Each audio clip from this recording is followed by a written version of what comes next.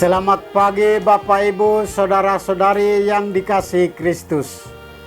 Mari kita mengawali hari baru dengan mendengarkan firman Tuhan yang diambil dari Injil Matius pasal 19 ayat 23 sampai dengan 30. Tuhan bersamamu. Inilah Injil suci menurut Matius.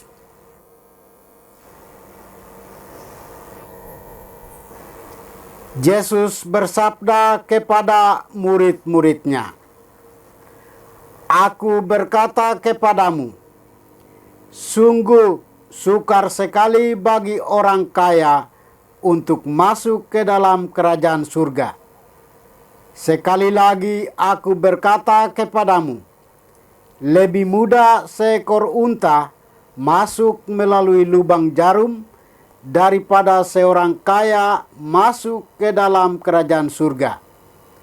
Mendengar itu, gemparlah para murid dan berkata, "Jika demikian, siapakah yang dapat diselamatkan?" Yesus memandang mereka dan berkata, "Bagi manusia, hal ini tidak mungkin. Tetapi bagi Allah, segala sesuatu mungkin."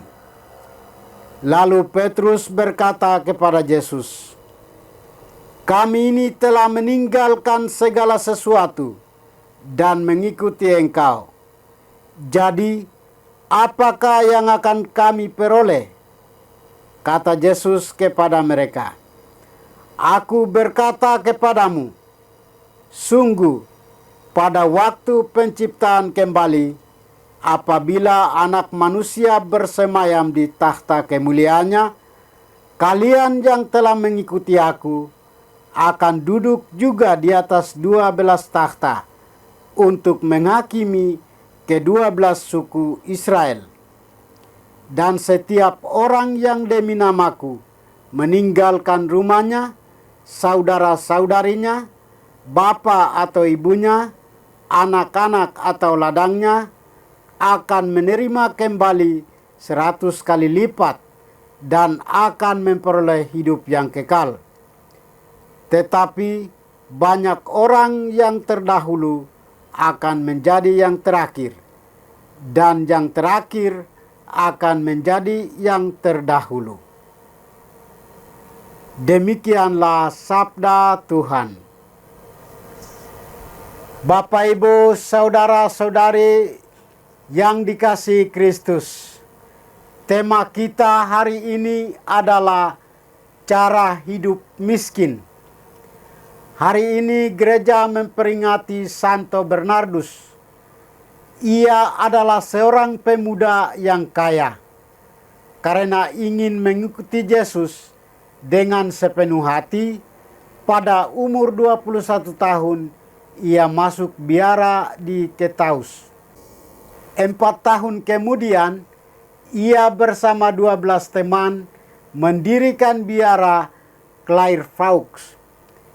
Ia menjadi abbas dan pujangga gereja. Ia sangat bijak karena menghayati dengan begitu sungguh hidup membiaranya.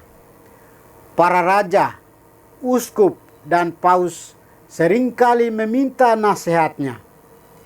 Ia mengatasi perpecahan dalam gereja dan menciptakan kerukunan dan damai di daratan Eropa. Yesus dalam Injil hari ini memberi jawaban bahwa sukar sekali orang kaya masuk ke dalam kerajaan surga. Sebelum masuk ke jalan lubang jarum, kita semua perlu melepaskan segala hal yang melekat pada kita. Apakah meninggalkan segalanya berarti juga menolak mentah-mentah segala hal? Bukan itu yang dimaksudkan Tuhan Yesus. Yesus ingin agar kita dapat mengikuti Dia dengan merdeka dan lepas bebas. Keterikatan atau kelekatan seringkali menghambat kita untuk mengikuti Tuhan Yesus. Di satu sisi ingin mengikuti Yesus, tapi di sisi lain juga masih terikat pada keinginan-keinginan duniawi. Tentu perjalanan kita menjadi berat dan lelah. Tuhan tidak ingin kita berjalan di dua jalur yang berbeda sekaligus. Kita perlu memiliki salah satu, yaitu Yesus semata. Dalam proses melepaskan segala keterikatan, tentu kita sering menemukan ketidakmudahan.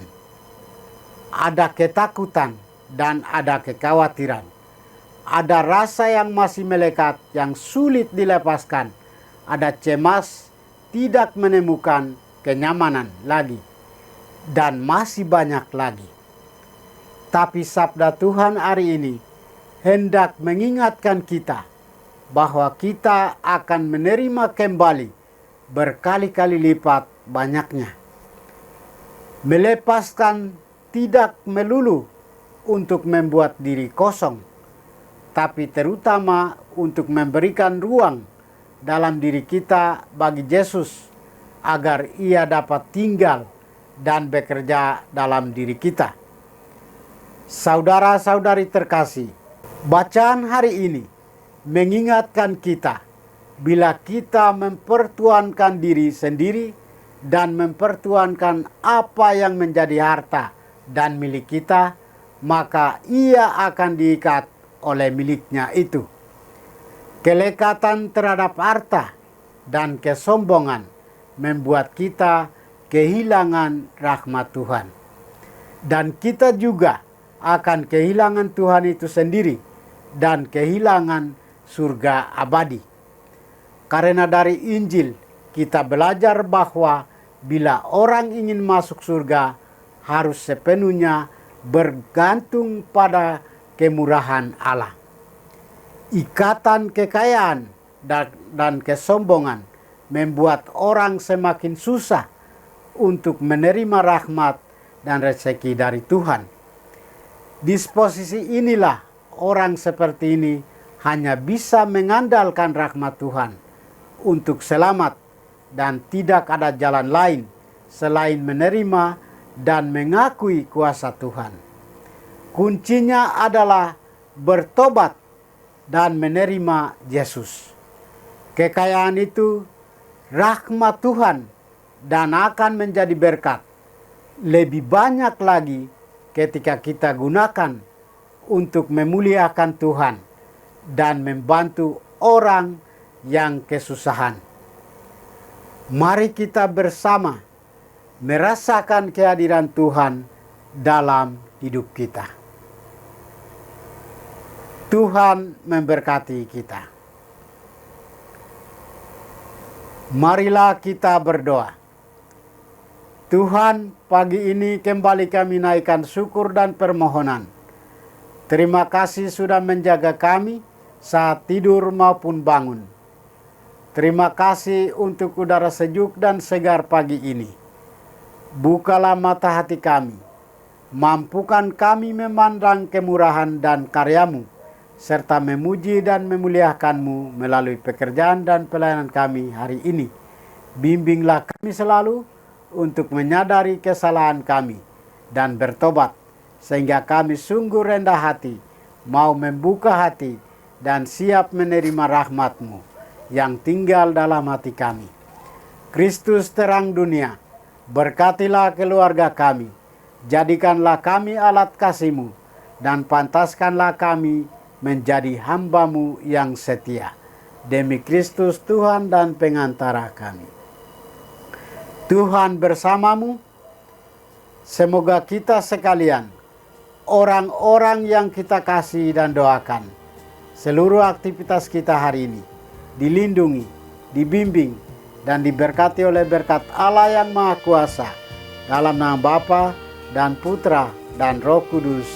Amin.